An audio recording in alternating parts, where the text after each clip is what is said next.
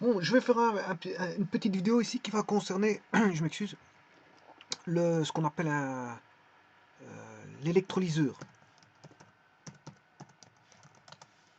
L'électrolyseur.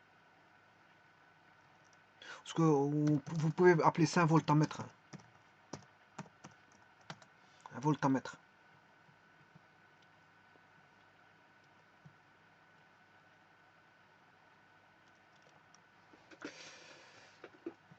Voilà. Je vais commencer donc en disant que tout d'abord, je vais partir sur base d'une définition qui est ce qu'est un récepteur. Un récepteur,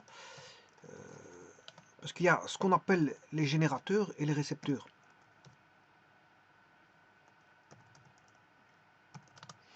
Alors, vous aurez compris que c'est de l'électricité ici. Hein. Pourquoi? Parce que l'électrolyseur, c'est un parfait mariage entre l'électricité et la chimie. D'ailleurs, c'est de l'électrochimie. C'est le phénomène réversible de la pile, si vous voulez. Voilà. Donc, la pile est un phénomène électrochimique, tout comme les pH sont des phénomènes électrochimiques. Les pH, les piles, les électrolyses, enfin beaucoup de choses en chimie sont comment est-ce qu'on appelle ça, des phénomènes électrochimiques. Ils allient la chimie et l'électricité. Par exemple, je pense à la conductivité électrolytique, ce sont des phénomènes électrochimiques. Bon, mais ce qui veut dire que, comme il y a un mariage entre, je veux dire, la chimie et l'électricité, mais il va de soi que la chimie va aller rechercher des lois de l'électricité d'office, hein, parce que bon, on a affaire à de l'électricité. Et alors, quand on a affaire en partie à l'électricité et à de la chimie, donc fatalement, on aura des lois électriques, électrochimiques, et donc électriques qui vont apparaître. Bon, et en électricité, on a les générateurs et les récepteurs. On a les générateurs et les récepteurs. Alors, qu'est-ce qu'un générateur? Il faut définir ça, ça se définit. Hein. Bon, c'est pas n'importe quoi qui est générateur et c'est pas n'importe quoi qui est récepteur. Bon, avant toute chose, je vous dirais que bon, la pile, c'est un phénomène électrochimique qui est le phénomène réversible de l'électrolyse. Donc, tout ce qui se passe sur la pile va se passer en sens contraire pour l'électrolyse parce que c'est un phénomène réversible. Bon, avant de parler de tout ça, donc de l'électrochimie et de l'électrolyseur ou le voltamètre, je vais d'abord voir ce qu'est qu'un récepteur. Par définition, si vous voulez, un récepteur, c'est un dipôle dans lequel une partie de l'énergie électrique est transformée en une forme d'énergie autre que l'énergie thermique. Donc, je répète, un récepteur est un dipôle, bon, deux bornes. Dipôle, c'est deux pôles, c'est deux pôles. Il existe les quadripôles à quatre pôles. D'ailleurs, il y a toute une branche d'études qui étudie les quadripôles. Ici, il s'avère que le récepteur est un dipôle dans lequel une partie de l'énergie électrique est transformée, donc il y aura une transformation d'énergie en une forme d'énergie autre que l'énergie thermique. Et là, c'est ce qu'on appelle un récepteur. Alors, des exemples de récepteurs, je peux vous en donner plusieurs. Des récepteurs, on a par exemple les moteurs. Bon, ils ont leur symbolisme en électricité. Un moteur, bon, il y a différents types de moteurs, je vous le dis tout de suite. Et ça, vous êtes au courant aussi. Il y a le moteur à courant alternatif et le moteur à courant continu.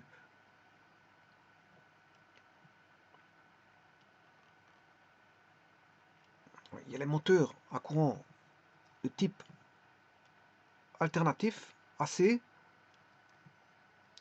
mais il y a les moteurs de type continu, DC.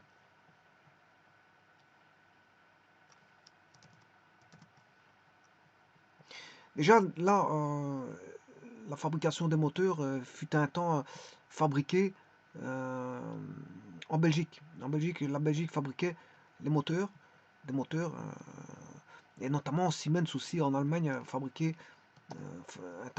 était un grand fabricant de moteurs électriques.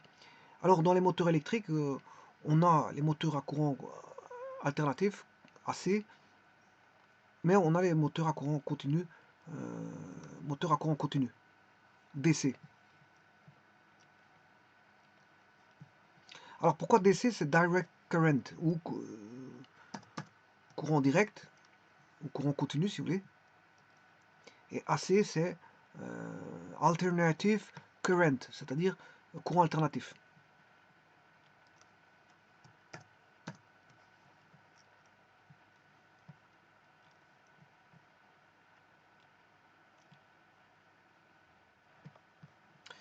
Alors vous allez me dire pourquoi il y avait une telle distinction. Tout d'abord, la plupart des moteurs que vous retrouvez dans votre habitation domestique, bon, sont branchés sur un secteur de 220 volts. Je pense par exemple, vous allez vous raser au matin, enfin pour les hommes en tout cas, les hommes qui vont se raser au matin, quoique bon, entre parenthèses, bon, il y en a qui se rasent aussi les pieds, hein. Bon, ben ça c'est une autre histoire. Mais disons que ceux qui utilisent le rasoir électrique, ben c'est sous-secteur, c'est un petit moteur électrique. C'est un tout petit moteur électrique. Les jouets ont des petits moteurs électriques. Voilà, c'est des tout petits moteurs qui fonctionnent sur des piles, voilà, de 2,5 voire 5 volts. On a différents moteurs alternatifs et continus. Bon, les piles, c'est du continu, hein, c'est des moteurs à courant continu. Mais quoi qu'il existe des moteurs série. Alors les moteurs série peuvent travailler en courant alternatif ou en courant continu. Courant continu, on retrouve le moteur shunt, le moteur série, le moteur compound concordant, le moteur compound discordant, le moteur je sais pas moi, qu'est-ce qu'il y a, un moteur série, ça je l'ai dit. Il peut travailler en alternatif et en continu, lui, il peut travailler les deux. Donc j'ai dit le série, compound concordant, discordant, compound excitation indépendante, moteur série, moteur shunt. Voilà, ça c'est les moteurs au niveau courant continu. Alors, dans les moteurs à courant alternatif, ben, on a le moteur asynchrone et synchrone. Et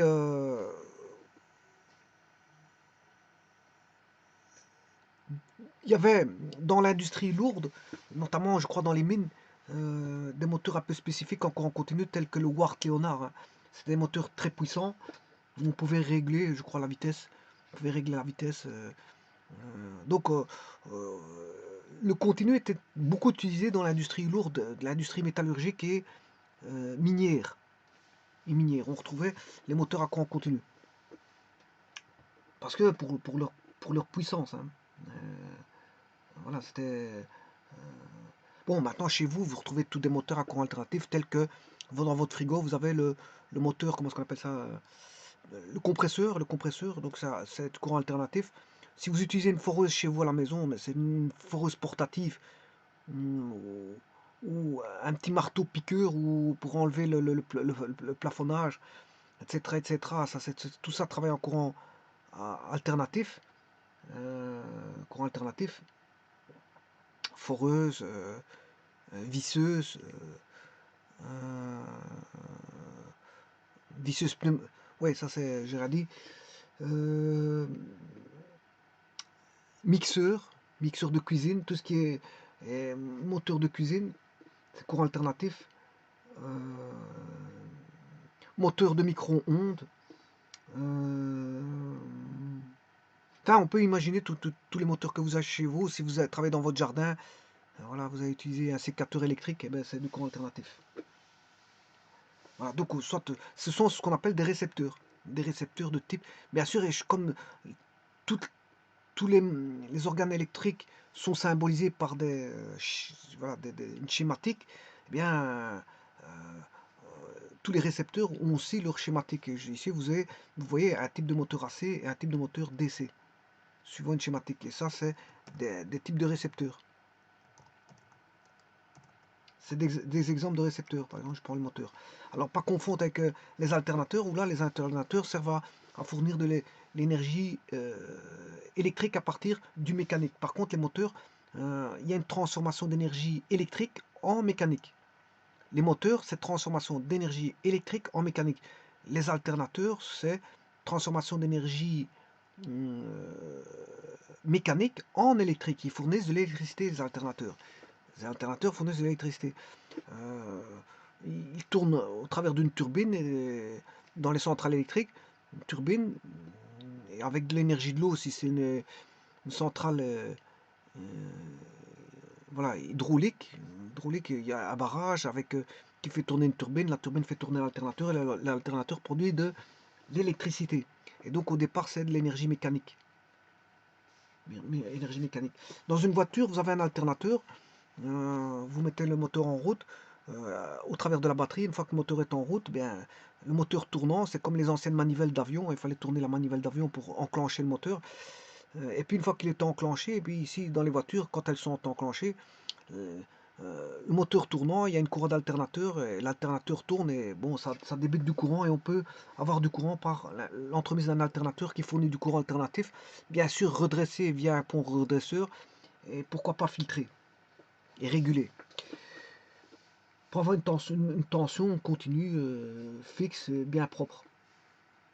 Donc vous voyez que, bon, ne pas confondre un générateur qui est un alternateur d'un récepteur qui est un moteur. Un moteur, c'est un récepteur, alors qu'un alternateur, c'est un générateur. Voilà. Alors, les machines-outils aussi utilisent des moteurs. Les machines-outils, bref, dans l'industrie lourde, on peut trouver beaucoup de récepteurs qui sont de type moteur pour faire travailler, on va dire, qui donne un travail mécanique à partir de l'électricité. Ça veut dire qu'il y aura de consommation d'énergie électrique, mais elle fournira un travail mécanique. Bon, ça évitera à beaucoup de gens de travailler des travaux lourds, puisqu'en fait, ce sont les moteurs qui feront les gros travaux lourds. Concassage, tout ce qu'on peut imaginer, des concassages. Euh, voilà, montée d'ascenseur, pont, pont roulant, bande transporteuse et tout le tralala tralala de l'industrie lourde. Alors, donc,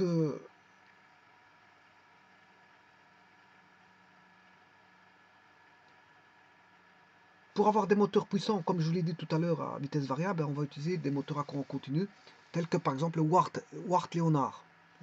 Par exemple, on peut adapter la vitesse en fonction de la puissance du moteur. Voilà, donc c'est pour ça qu'on utilisait le moteur à courant continu, c'est parce qu'ils étaient puissants. On peut faire varier la vitesse, de moteurs puissants. Bon, mais ici, je ne veux pas parler de tout ça, je vous le dis tout de suite. Je vais parler de l'électrolyseur, ou ce qu'on appelle le voltamètre, qui est aussi un récepteur.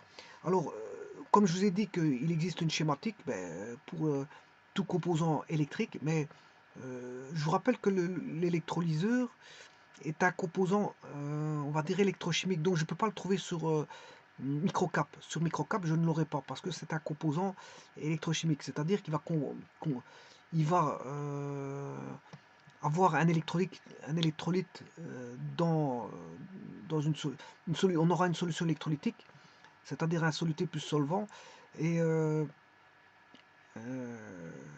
je sais pas pourquoi il met, ouais, c'est parce que je suis en,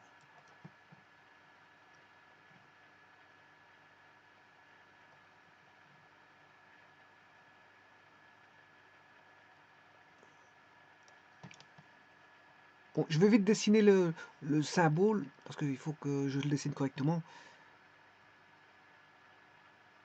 de l'électrolyseur.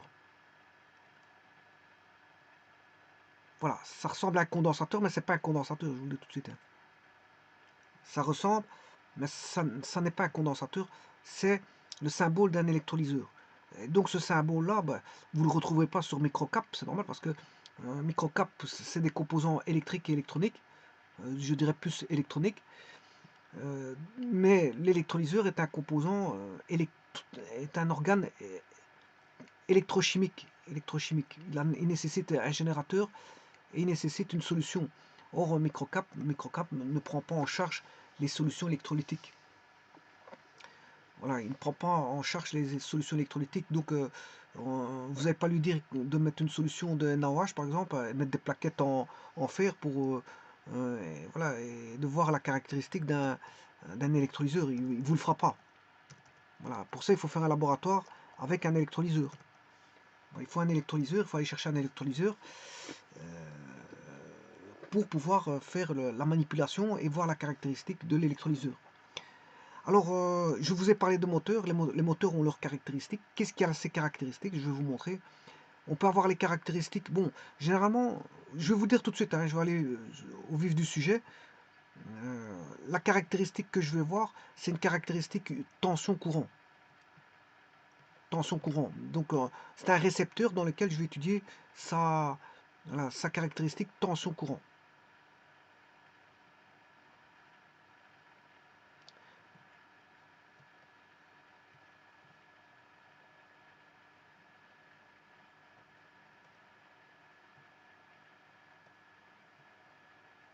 Alors, je vais aller vite dans le vif du sujet avant de développer quoi que ce soit.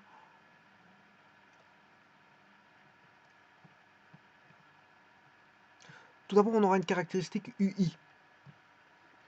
UI, comme la plupart des composants électroniques. Hein. Les composants électroniques, on a une caractéristique courant-tension. C'est comme ça qu'on reconnaît un composant, c'est en fonction de la caractéristique courant-tension. Si je vais prendre quelques exemples. Tout d'abord, voilà, ça c'est une caractéristique de transistor MOS, MOSFET. Voilà, ici il y a transistor MOS, transistor à métal oxyde silicium, MOSFET. MOSFET, c'est effet de champ. Voilà, on a différentes. Vous pouvez vous rendre compte, le transistor bipolaire. Voilà, ça c'est toutes des caractéristiques courant tension. Vous voyez que c'est une courant tension, c'est toutes des caractéristiques courant tension des transistors.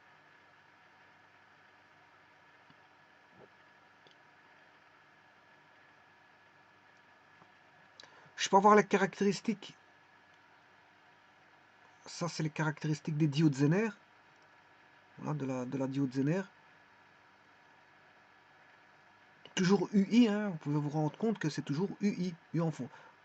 UI, caractéristique UI. Alors je prends un autre composant, diode, caractéristique UI. Voilà, et alors c'est vrai pour beaucoup de choses. Hein, c'est vrai pour beaucoup de choses. Ici c'est la caractéristique. Alors avant d'aller voir cette caractéristique, voilà, ça c'est la caractéristique d'un moteur.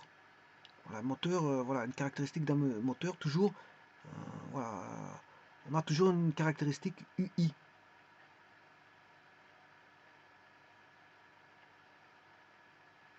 Enfin, ici, l'on fait par rapport à des radians par seconde. Oui, ça c'est une caractéristique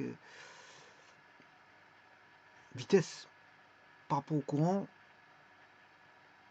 Mais généralement, on peut avoir, pour les moteurs, on peut avoir une caractéristique UI.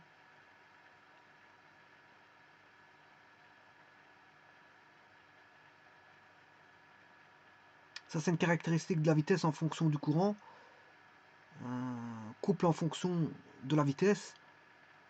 Mais je suis en train de chercher pour tomber sur une caractéristique UI. Ça, c'est toujours vitesse en fonction de tension. Et voilà, à gauche, tout à gauche, vous avez voilà, ce dessin-là. C'est une caractéristique voilà, courant tension. Voilà, c'est une caractéristique courant tension. On vous remarque bien, voilà, c'est une saturation magnétique, ça. Ça, c'est une saturation magnétique. Voilà, courant tension.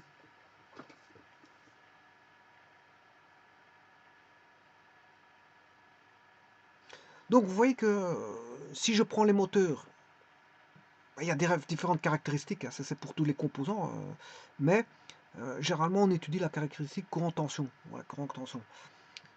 Donc je peux étudier la caractéristique courant-tension d'une diode. Enfin, d'une diode, c'est comme ça. La caractéristique d'une diode. Voilà, c'est un dipôle aussi. Hein. Voilà. Caractéristique d'un transistor. à trois pattes. Il y a le NPN, PNP, bon, ça dépend si vous êtes en... ça, c'est le transistor bipolaire. Vous avez voilà, le transistor FET, les FET, les JFET, les transistors métal oxyde silicium à effet de champ, MOSFET, etc.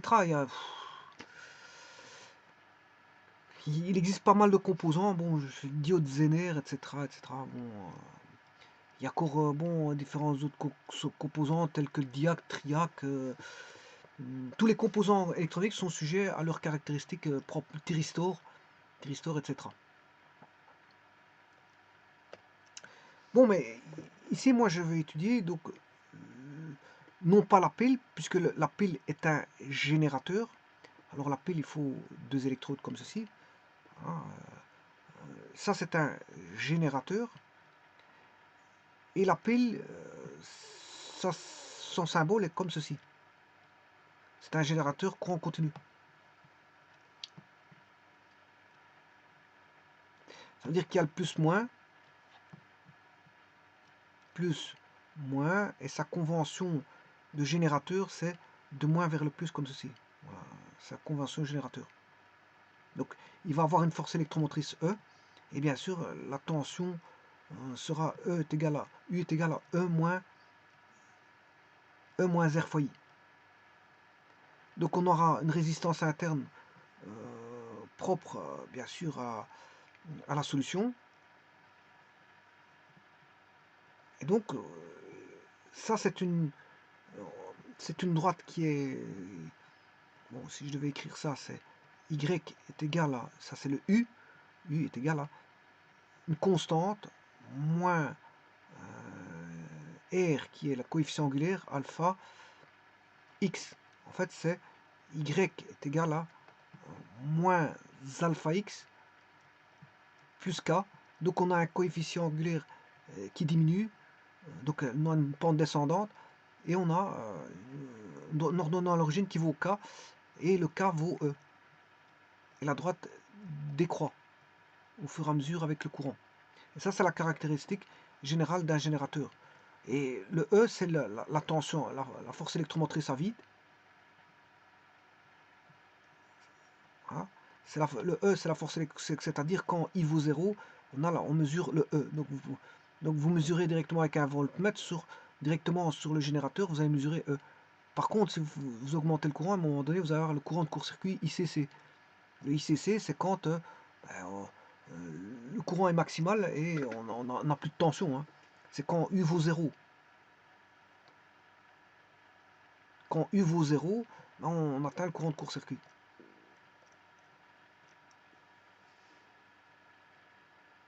Bon, et ça, c'est quand on a un générateur. Mais, justement, comment est-ce qu'on appelle ça ça, c'est un générateur, c'est un phénomène réversible. Le phénomène réversible, c'est là, comment on appelle ça l'électrolyse. Voilà, l'électrolyse qui nécessite un électrolyseur. Donc là, on va mettre une pile. Et qu'est-ce qui va se passer? On aura un phénomène comme ça, inverse, parce que c'est un récepteur. On aura U est égal à E plus R fois I, et non plus E moins R fois I. Alors maintenant, pour avoir ça, bien sûr, il faut qu'il soit récepteur. Quand est-ce qu'il va être récepteur? Je vais vous montrer tout de suite.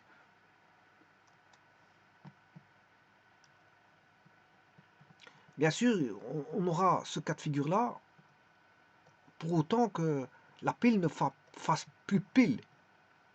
La pile ne fasse plus pile. C'est-à-dire que si je mets un générateur comme ceci, pour que ça... Parce que là, on a une pile, et là, on a un générateur.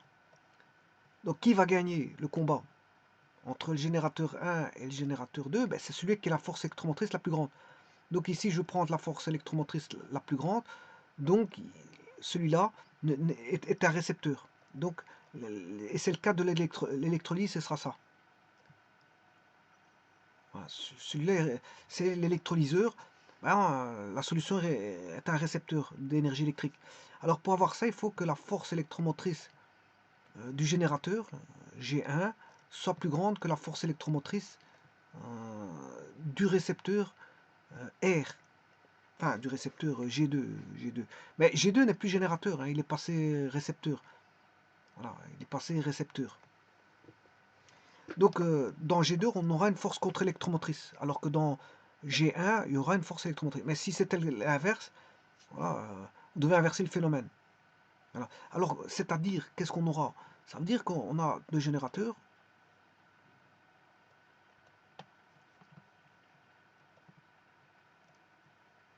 Voilà. Un avec une force électromotrice plus grande.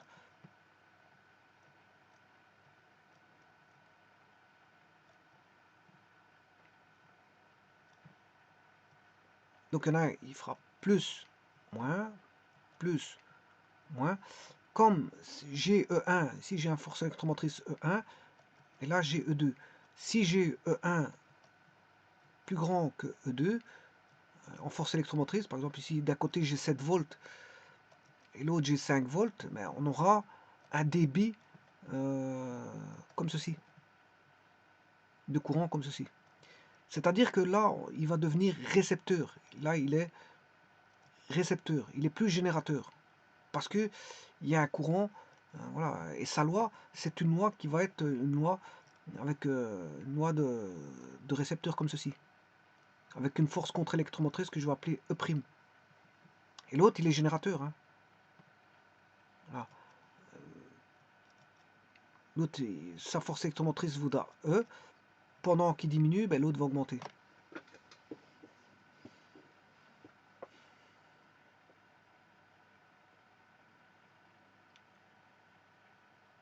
Bon, je vais vous montrer quelques exemples d'électrolyseurs. Voilà.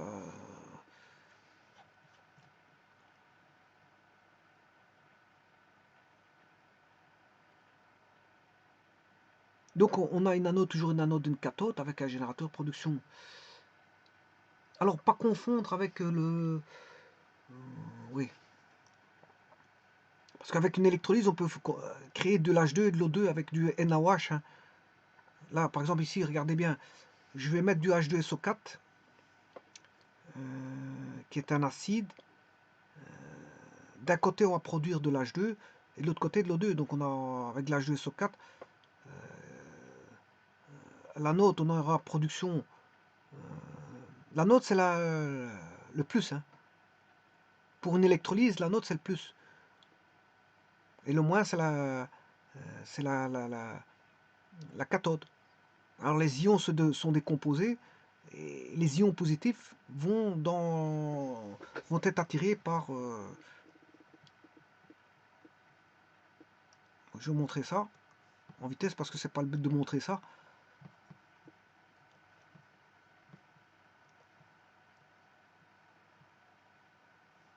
L'anode, c'est le plus. Donc on a l'anode et la cathode. Là, on a le générateur avec la grande barre, on a le plus. Et là, j'ai le moins. Quand vous mettez une solution, qu'est-ce qui se passe? Ben, vous aurez une décomposition grâce à l'eau, une décomposition en ions. Voilà, en ions. On aura une décomposition en ions. On aura des ions positifs et des ions négatifs. Alors les ions négatifs, qu'on appelle des anions, les anions vont aller à l'anode. Ils sont négatifs, ils sont attirés par le plus. Et les cations, qui sont positifs, ils vont attirer par la cathode. Donc les cations, ils vont à la cathode. Les cations vont à la cathode et les anions vont à l'anode.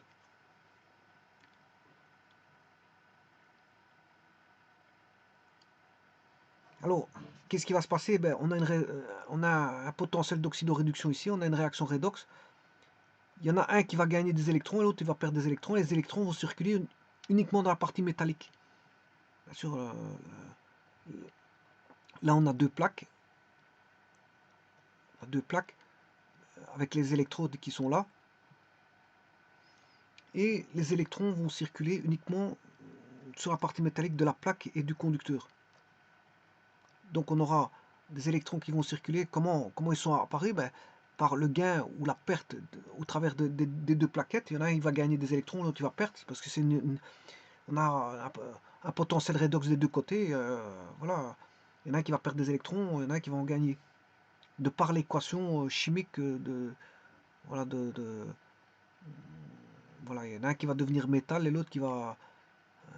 Voilà, c'est comme ça. C'est le potentiel d'oxydoréduction qui va faire la réaction d'oxydoréduction, qui va voir à l'anode et la cathode. Et on va voir apparition d'électrons. Il y en a, il va perdre des électrons, il y en a qui vont en gagner.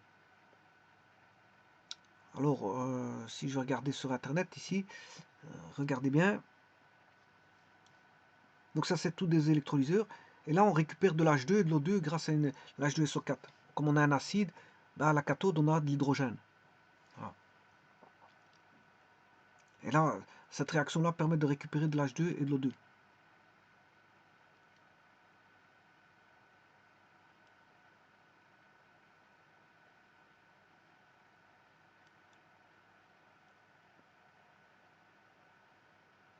Voilà, à droite, vous avez un électrolyseur qui est là. Je ne sais pas si on... Dream électrolyse stock illustration, voilà. Celui-ci. Voilà, ça c'est un électrolyseur.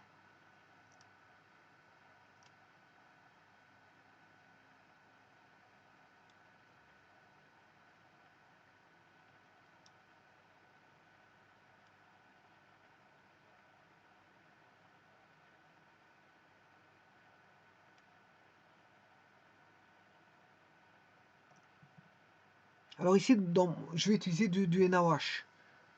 Du NaOH,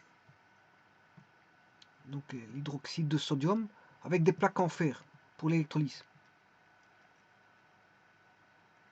Là, vous avez les réactions. Hein. C'est ce genre de réaction qu'on va voir, par exemple, avec c'est une réaction d'oxydoréduction. Voilà, Cu2+, plus 2 électrons donne du Cu, par exemple. Hein. Et le réducteur de Cl- donne du 2Cl, plus 2 électrons. Et c'est là que je vous dis qu'il y en a un qui va perdre et l'autre qui va gagner des électrons. Et qui va faire en sorte qu'on aura une circulation des électrons qui fait comme un courant. Je suis en train de chercher justement, je vais aller regarder si c'est pas ça. Si, là, c'est justement celui-là. Donc ici, c'est un générateur de courant avec des électrons qui circulent et bien sûr des ions en solution qui ont une faible mobilité comparé aux électrons. Les électrons ne circulent que dans la plaque de fer et les conducteurs. Hein, dans la solution, ce sont des ions et c'est les ions à l'interface avec les plaques qui vont réagir et qui donner des électrons. Voilà. Et à la cathode, il va gagner des électrons et à l'anode, il va perdre des électrons. Ce qui fait qu'on a un courant, c'est comme si on voyait un courant qui passerait. Comme si on avait un courant qui passerait. C'est comme si on avait un courant. Ouais, les électrons ne circulent que dans la zone là, si vous voulez. La zone là et la zone là. Voilà. Et bien sûr là-bas. Bien sûr ici. Mais et à l'intérieur de la solution, il y a un travail de réaction d'oxydoréduction avec la solution en perdant et gagnant des électrons au travers d'une des deux plaques. Il y en a un qui perd et l'autre qui gagne. Là, à ce moment-là, on a au niveau de la plaque ici, au niveau de la frontière plaque solution, et là au niveau de la frontière plaque solution, c'est là que tout se passe, la création d'électrons. Enfin, du moins, il y en a un qui perd et il y en a un qui gagne des électrons.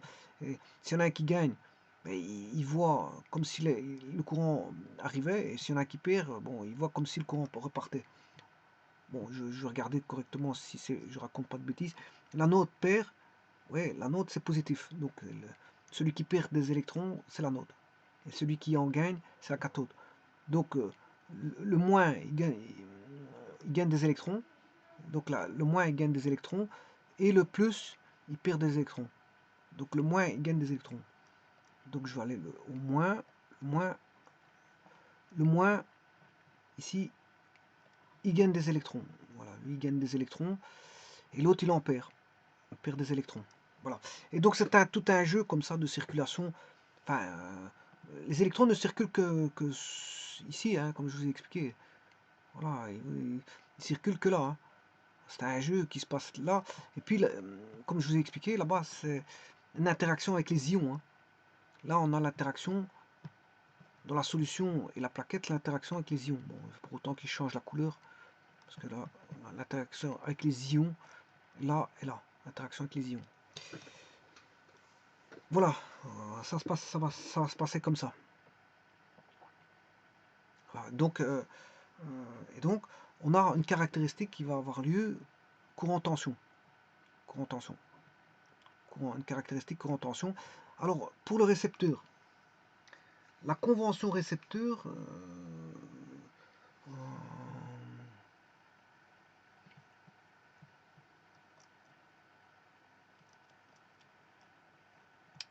la convention récepteur, bien, je vais le faire dans une page à part pour bien comprendre ça, parce que c'est vrai que la convention récepteur, elle va être de la façon suivante. Le courant va aller du potentiel le plus grand, A, vers le potentiel le plus petit. Donc on va aller de VA, le courant va de VA vers VB par... Mais les électrons vont dans le sens contraire. Hein. Donc le courant va du potentiel plus grand au potentiel plus petit. Et là, bien sûr, on a la tension. Ça, c'est la convention récepteur. Donc, si vous voulez, le voltamètre, comme c'est un récepteur, il aura cette convention-là. U A B qui est égal à... non, U, le courant est plus grand du côté, oui, UA c'est VA moins VB.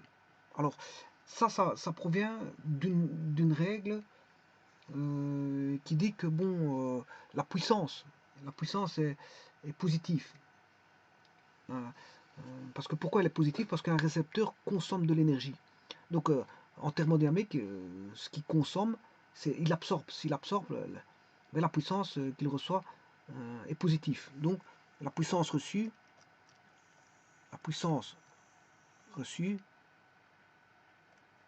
elle est positive. Mais la puissance reçue, c'est UAB fois I. Voilà. Puissance reçue, c'est UAB fois I. Or, le I, je l'ai pris dans le sens conventionnel du plus grand vers le plus petit, donc je considère qu'il est positif. J'ai un sens de courant positif. Et la tension, pour avoir une puissance qui est absorbée, qui est positive, il faut que VA moins VB soit positif. Donc, effectivement, VA moins VB est positif, comme ceci. Et là, tout est positif. Tout est positif. VA moins VB positif et le courant va dans le sens de VA vers VB. Courant positif. Et là, j'ai bien une puissance positive. Donc, dans un récepteur, le courant circule dans le sens des potentiels croissants. Dans un récepteur, comment on appelle ça, le courant circule dans le sens des potentiels de VA vers VB, c'est-à-dire des potentiels plus décroissants. Dans le sens de potentiel décroissant. C'est-à-dire le courant va aller par de VA pour aller vers VB. VA est plus grand que VB. Donc ce qui veut dire que si je tire de cette équation-là, VA plus grand que VB. Et le courant, s'il va de A vers B, ben, le potentiel A vers le potentiel B, ben, il est dans le sens positif. S'il va dans l'autre sens, il est dans le sens négatif. Et ça, c'est voilà, c'est une convention qui est prise. Alors maintenant, comment va-t-on mesurer la caractéristique courant tension?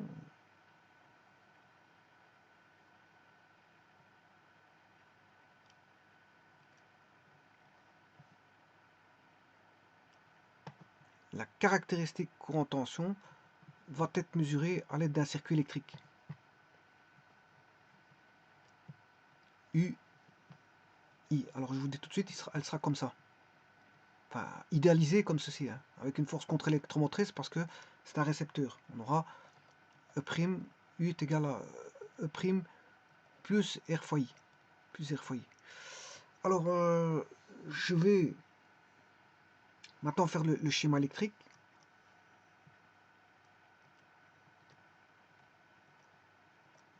Le schéma électrique. Donc il faut on va mettre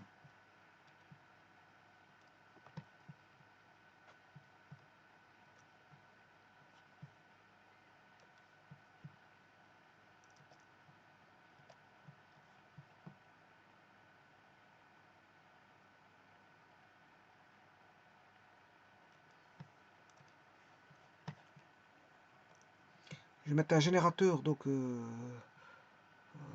force électromotrice. Je vais mettre un interrupteur bien sûr dans le circuit.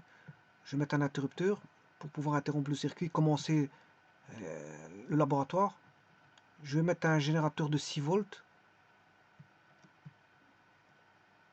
Un générateur de 6 volts. Voilà, donc je vais mettre un générateur de 6 volts.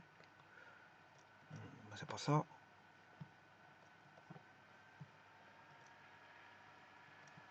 Donc je vais placer un générateur de 6 volts ici. Qui va fournir donc, c'est le générateur qui va fournir à l'électrolyseur la différence de potentiel. Donc qui est de 6 volts. Je vais le mettre sur une résistance variable, relié à une résistance variable, le circuit. Enfin plutôt, je ne vais pas faire comme ça. Mettre ma résistance variable à ce niveau-là. Ça c'est ma résistance variable. Voilà. Je vais mettre mon électrolyseur ici. Je vais mettre, je vais faire un montage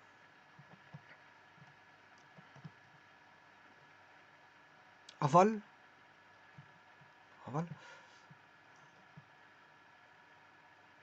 Faire un montage aval. Donc ici je vais effacer ceci. Ça c'est mon potentiomètre pour faire varier la tension pour faire varier la tension.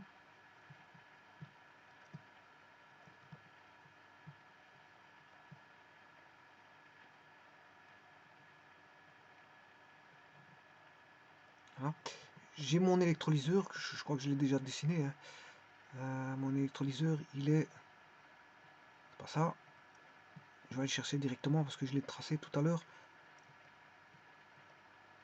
L'électrolyseur, il est là. Donc je vais chercher cet électrolyseur.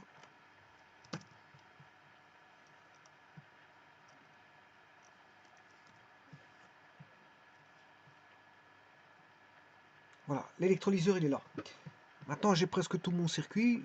J'ai voilà, un potentiomètre ou si vous voulez un rhéostat. Hein. Je peux mettre un rhéostat que je vais appeler R de rhéostat. Bon, ça fonctionne comme un... Il faut savoir juste bien le câbler, c'est tout. Mais ça fonctionne comme un potentiomètre. Voilà, c'est comme un potentiomètre. Alors là, je vais mettre... voilà, je mets mes bornes. Voilà, que je vais appeler... bon, le A. Bon, ce que je vais mesurer ici, c'est la tension.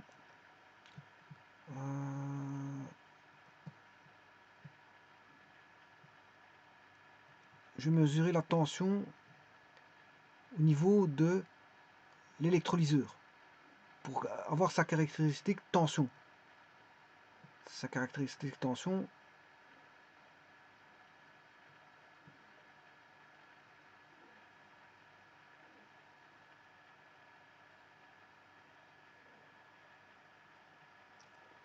Là.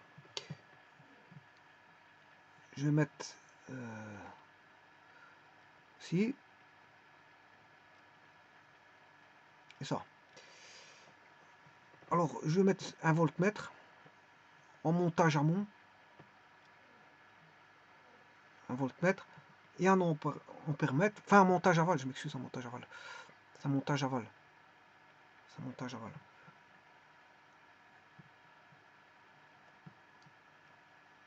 Je mets le voltmètre là.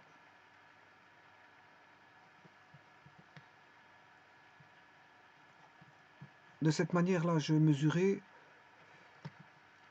la tension entre le point A et le point B.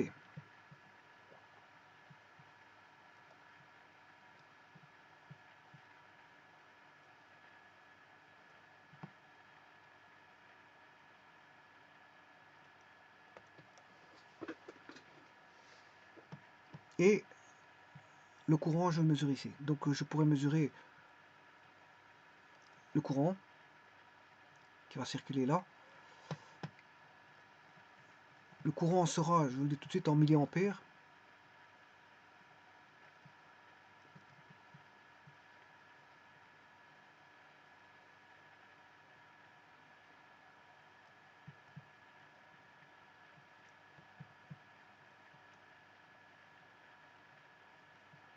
On aura un courant mesuré en milliampères et une tension en volts. Bien sûr, là, on a notre électrolyseur que je vais appeler EL. EL d'électrolyseur.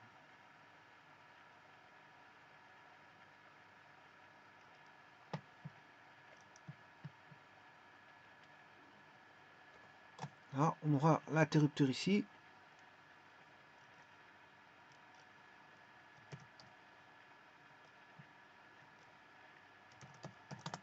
L'interrupteur. Maintenant, il me reste encore quelques points à mettre. Je vais mettre la masse ici.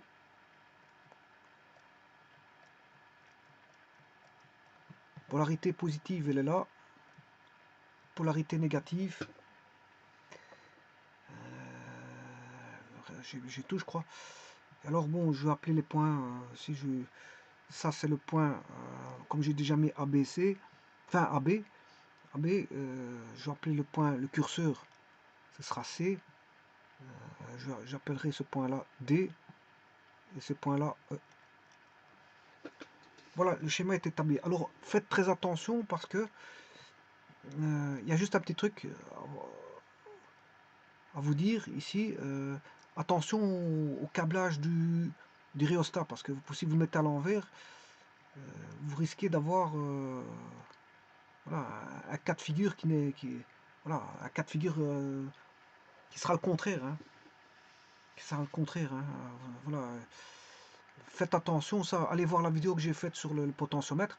Mais allez voir les précautions à prendre pour le potentiomètre si vous devez câbler un potentiomètre. Il faut bien mesurer la résistance ohmique et savoir où est le zéro de 0 ohm. Le curseur 0 doit correspondre à 0 ohm. Donc prenez les mesures et arrangez-vous pour que le 0 fasse 0 ohm.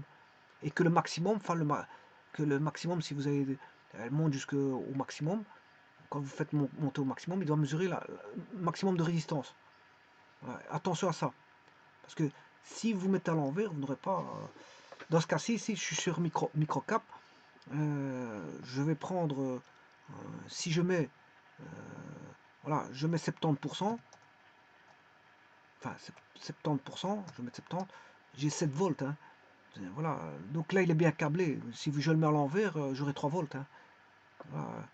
Donc faites très attention à ça. Au câblage du potentiomètre. Si je mets 10%, 10%, ben, c'est pas ça. Ça c'est 10K. Je peux pas toucher à ça. C'était 50. C'était 50. 50. Je vais mettre 0. Ok. Ouais, ça je peux pas avoir parce que c'est un court-circuit. Si, c'est 0, c'est 0 hein, je m'excuse. C'est 0 volts. On a la masse. 200 nano. Nano 200 nano, ouais, c'est presque 0 volts. Presque 0 volts. Voilà. De toute façon, il faut mettre une résistance toujours en parallèle, en série, parce que vous ne pouvez pas avoir 0 comme ça. Bon, il faut toujours protéger. On met toujours une résistance en série. Bon, voilà, on ne jamais ça comme ça. Je vais mettre 10.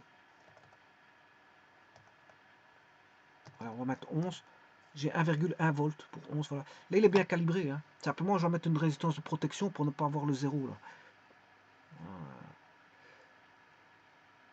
Voilà, donc ici, je vais mettre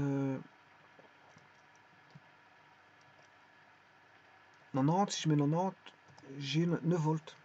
Et là, il est bien calibré parce que si vous mettez à l'envers, 90, vous allez avoir 1 volt. Vous allez avoir 10 moins 9, ça fait 1 volt.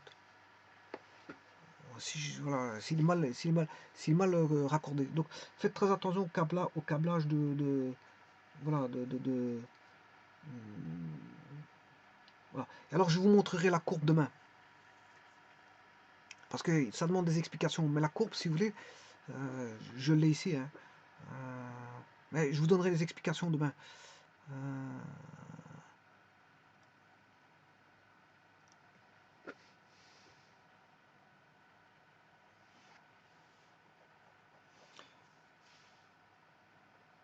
Voilà, la courbe est là. Demain, je donnerai quelques explications de ça. Voilà, on fait varier le potentiomètre. Le potentiomètre varie.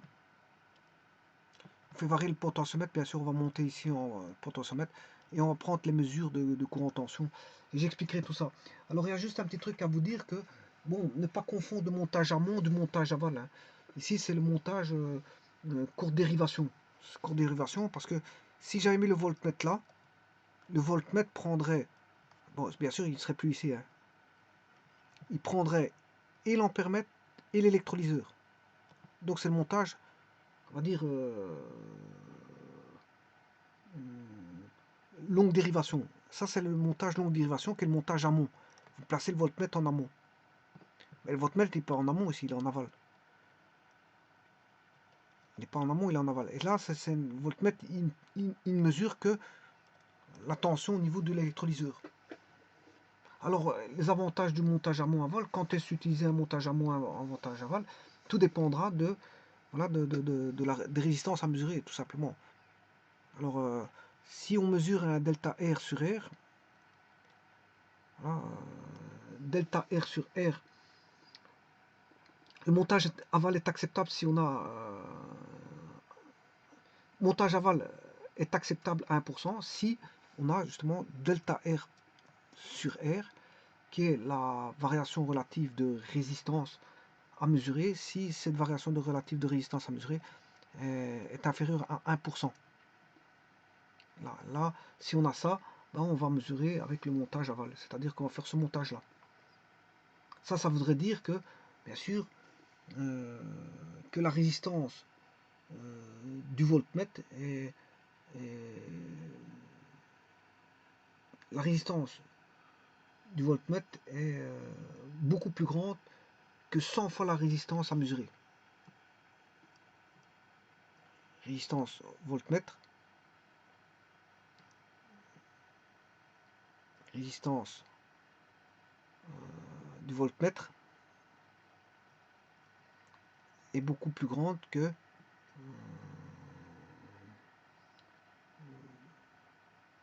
100 fois R.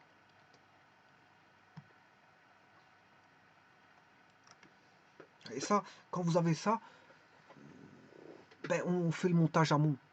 Aval, je m'excuse, aval. Ça, c'est la condition pour avoir le montage aval. Maintenant, on utilisera le montage amont.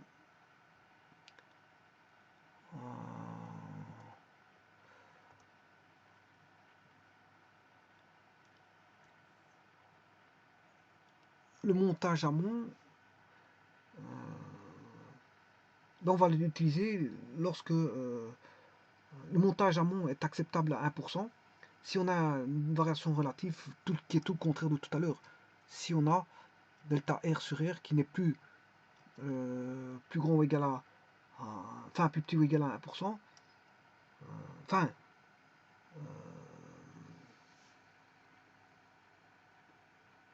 si le delta R sur R est plus petit ou égal à 1%, ça équivaudrait à dire que on aurait la résistance cette fois-ci de l'ampèremètre, qui est la résistance de l'ampèremètre que j'appellerais R ampèremètre, résistance ampèremètre, qui doit être plus petit ou égal à R sur 100. R est la résistance à mesurer. Voilà, ben, là, il est en montage. De toute façon, ici, voilà, c'est un style de montage aval, mais de toute façon, on va mesurer courant tension ici. Hein. On va mesurer courant tension. Courant tension pour avoir la loi, on va dire la loi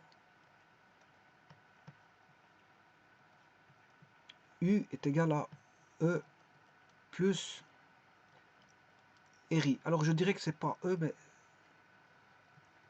E', parce que c'est une force contre-électromotrice. C'est une force contre-électromotrice. Voilà. C'est une force contre-électromotrice.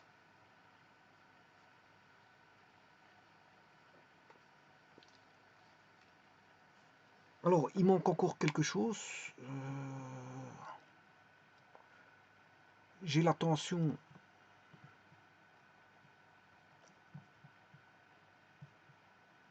UCD.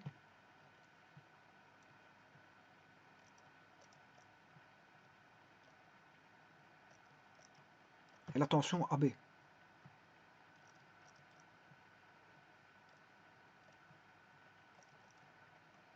Voilà. Et là, on va mesurer cette tension UAB. On va mesurer la tension UAB. En fonction, bien sûr, du potentiomètre qui va varier et qu'on va faire monter. Quand on fera monter, s'il est bien câblé, le potentiomètre, quand on fera monter le curseur, ben, la tension va croître. Hein. La tension va croître. Et on va mesurer la tension sur AB, puisqu'on va mesurer la caractéristique de l'électrolyseur AB, qui est une résistance qui est considérée comme un récepteur, voilà, comme un récepteur, mais un récepteur qui est devenu, c'est un générateur qui est devenu récepteur. Hein. Voilà, on aura cette loi-là. On aura cette loi-là. Alors, donc on a un générateur qui est branché donc, aux bornes du rhéostat, RH, et quand si vous voulez, on déplace, on manipule le curseur C, de D vers E, c'est-à-dire on va le remonter, la tension qu'on aura UCD va augmenter de 0 à une valeur voisine de 6 volts, c'est ce qui est tout à fait normal. Hein. Voilà, c'est normal parce qu'on a 6 volts, si vous êtes tout au-dessus, vous aurez 6 volts. Si vous êtes tout en bas, ben, on aura 0. Bien sûr, si le potentiomètre est bien monté, parce que sinon vous allez avoir le contraire. Il faut faire attention à ça. Donc en dessous, on a environ 0 volts. Et au-dessus, on aura les 6 volts. Environ. C'est un petit peu ce qui se passe avec ce que je vous ai montré ici. En dessous, si je mets 0%, j'aurai 0 volts environ. Voilà. Bon, si je mets 100%, j'aurai 10 volts. Je vais mettre les 100%. Voilà, je vais mettre 100%, j'aurai les 10 volts. Voilà. Mais ici, c'est bon, ici c'est vraiment du logiciel. Donc, on a les 10 volts. Mais par contre, l'autre, on aura presque les 6 volts. Donc, il y en a un, on va monter de presque 0 à presque 6. Donc, on va faire croître la tension de 0 à presque 6 en montant le curseur. Le curseur, on va le manipuler pour le monter vers le haut et on va faire varier la tension de 0 à presque 6. Voilà, donc, lorsque la tension U aux bornes de CD va augmenter, la tension UAB va croître également et donc ce montage va permettre de faire varier la tension UAB qui est mesurée par le voltmètre V aux bornes de l'électrolyseur. Donc il va mesurer la tension aux bornes de l'électrolyseur. Le voltmètre et l'ampèremètre indiquent donc les valeurs de la tension U aux bornes de l'électrolyseur, bien sûr, et I mesure l'intensité qui va circuler de A vers B. Voilà, de A vers B. Le I va mesurer l'intensité qui va passer par l'électrolyseur. On va voir le I qui va mesurer, va passer bien sûr ici. Maintenant, il y a un fifrelin qui va passer par là. Bon, ça c'est normal, il va passer par le voltmètre. Mais on essaie d'avoir le minimum de, voilà, minimum de courant qui passe par le voltmètre. Voilà, parce que le voltmètre doit avoir normalement une très grande résistance. Donc s'il y a une très grande résistance, il y a très peu de courant qui va passer par le voltmètre. Donc, et donc on pourra mesurer donc tension et courant. Donc d'un côté, on va alimenter, on va faire varier la tension, et la tension au bande de l'électrolyseur va varier. Donc d'un côté, ça va varier de 0 à 6, et de l'autre côté, ben, il va varier au niveau de AB, de 1,5 à 2,53. Voilà, et le courant, il ne vaudra pas tout de suite, il ne va pas monter tout de suite. Le courant ne va pas monter tout de suite. Vous voyez qu'il vaudra 0, 0, 0, 0 pour 0, j'ai 1,5 volts. Pour 0, j'ai 1,6, pour 0, j'ai 1,74, et puis à partir de 10 mA, on a 1,84, 20 mA, 1,94, 30 mA, 1,98. Attention que si j'avais eu 19,8 par exemple ici, c'est qu'il y aurait une erreur, vous devez recommencer le labo à ce niveau aussi. Hein, parce que, vous aurez remarqué qu'il y a quelque chose qui ne tourne pas rond avec 19,8. Donc il faut bien faire attention quand vous faites votre labo, d'avoir des résultats cohérents. Voilà, on monte jusque... Voilà, l'électrolyseur va monter jusque 2,53 volts. J'ai bien le courant en horizontal, et en vertical, j'ai bien la tension. Voilà.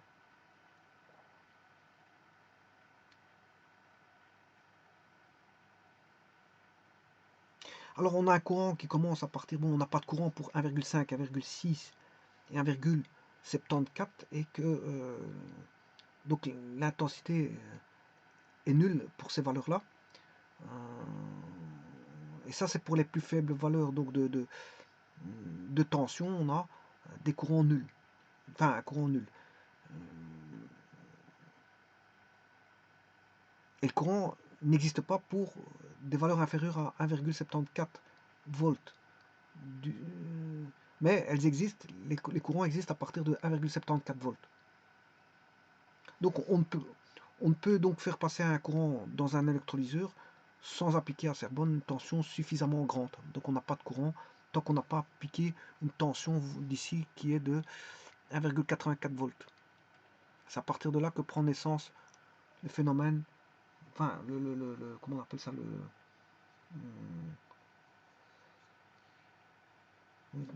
le courant de passage naîtra qu'à partir de 1,84 volts. En dessous de ça, il n'y a pas de courant.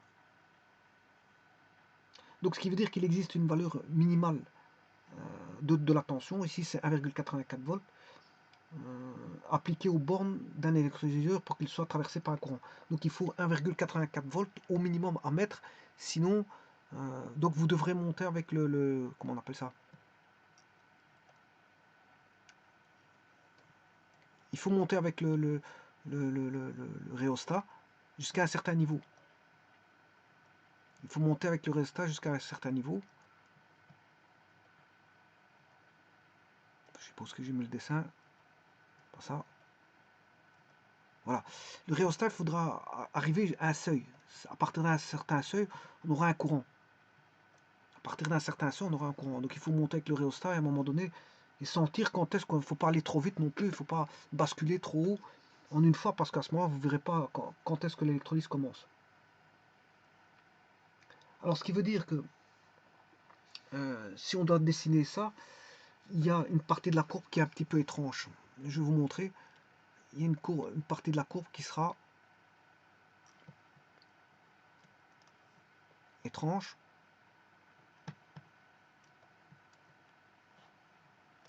Et vous pouvez vous voir dans Excel, hein, ça fait ça. Et puis après, c'est linéaire. Donc ici, il y a une partie un petit peu spéciale. Mais qu'est-ce qu'on va faire?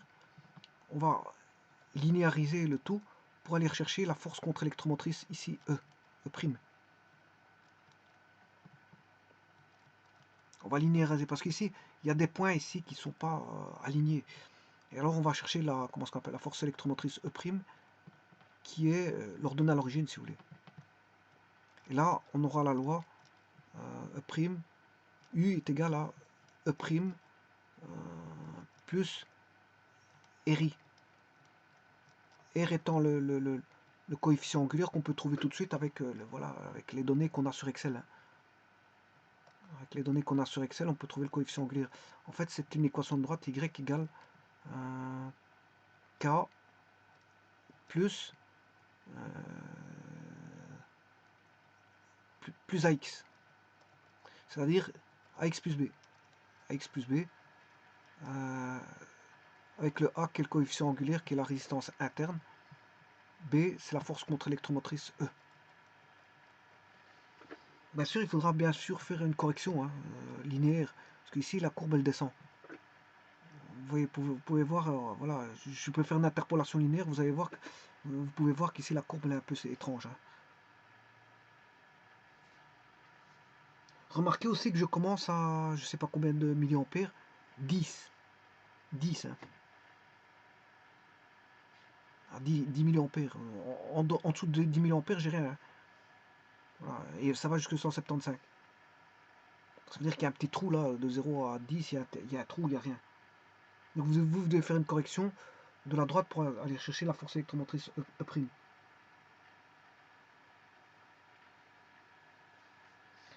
Donc on a bien deux domaines. Pour les faibles valeurs de I inférieur à, si vous voulez, 50 milliampères, vous pouvez voir qu'est-ce qui se passe. Vous voyez que pour une valeur inférieure à 50 milliampères, U est une fonction croissante du courant, mais sa loi de variation est complexe. Elle est complexe. Vous voyez, c'est pas linéaire. Jusqu'à 50, ça devient linéaire. À partir de 50, ça commence à devenir linéaire. Et donc la loi de variation en dessous de 50, elle est bizarroïde, on va dire. Elle est bizarre.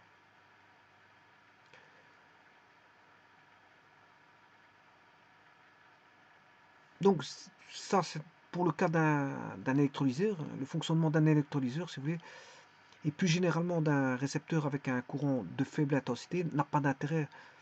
C'est pour ça qu'aussi on néglige purement et simplement ce domaine qui va de 0 à 50. On le néglige. Ça, c'est le premier domaine, si vous voulez. Et puis, un second domaine, pour les autres valeurs, c'est pour un courant supérieur à 50 milliampères. Et là, à ce moment-là, la caractéristique est assimilable, bien sûr, à une droite de coefficient angulaire directeur positif et ne passe pas par l'origine. La loi de U en fonction de I est donc une application affine et non linéaire. Elle est affine parce qu'elle ne passe pas par 0,0. Alors, on peut linéariser la caractéristique. Si on fait abstraction des points correspondant aux faibles valeurs de I, bien sûr, on obtient une droite. On peut alors prendre comme loi de la variation en fonction de I, U égale E', plus R fois I. Voilà, avec le coefficient angulaire qui est facilement calculable, R.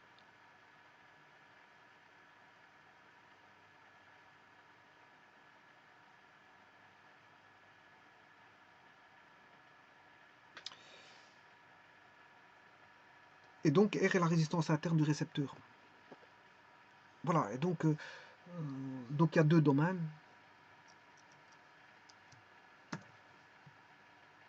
J'en terminerai ici. Je parlerai un petit peu de ça encore une autre fois, mais il y a deux domaines. Il y a celui, bien sûr, avant 50 milliampères.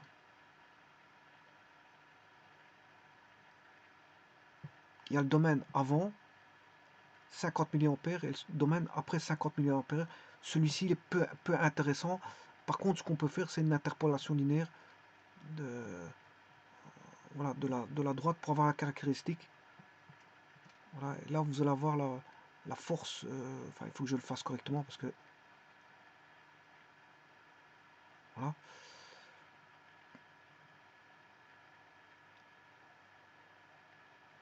Voilà, et là, on peut aller rechercher donc le E'.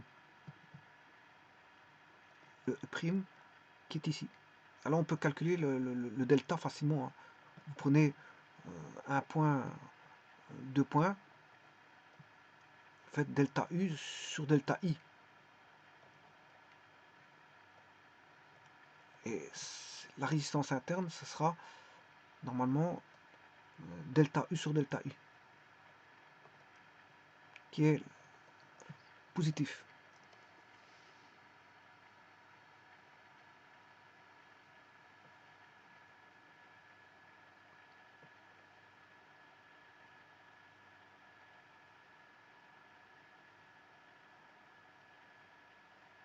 Alors, s'il existe un courant, le courant est positif. Donc la valeur est nécessairement positive. Donc R, c'est bien la pente de la droite. La pente de la droite est positive. car la droite, elle est montante, elle est ascendante, si vous voulez. Et donc, on a, si R est positif, I est positif, ça veut dire que R fois I est positif.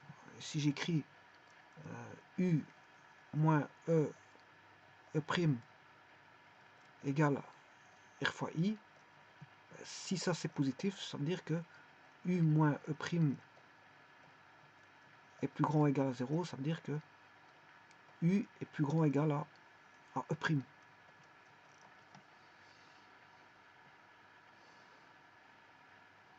Et si I égale 0, on a U égale E prime. Si, bien sûr, on a I égale 0, on aura U égale E prime.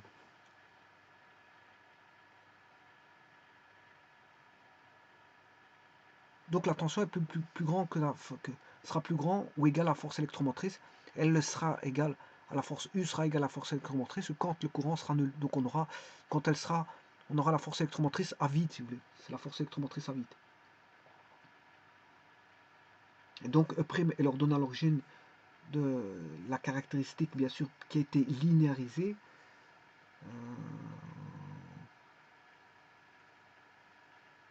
Et par conséquent, lorsque la tension U varie, c'est à partir de U égale E' qu'un courant commence à traverser le récepteur. Et donc ce E', c'est la force contre-électromotrice du récepteur qu'on appelle FCEM, force contre-électromotrice. Il est récepteur. Hein.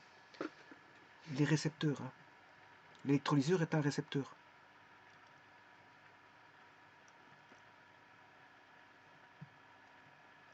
C'est la loi du récepteur. Ça, c'est la loi du récepteur qui est l'électrolyseur. Donc sa loi, c'est U est égal à E' moins RI.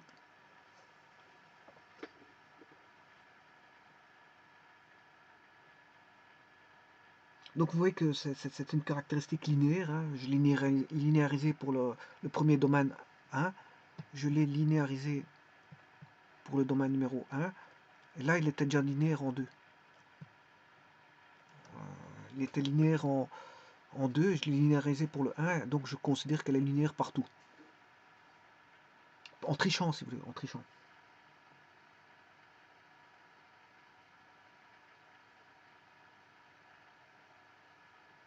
Donc l'unité de force contre-électromotrice qui est ici, E', force contre-électromotrice, bien sûr, c'est le volt. Hein. C'est le volt.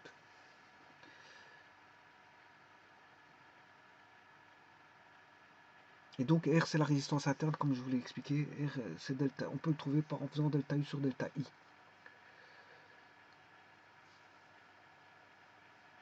Voilà, je vous remercie.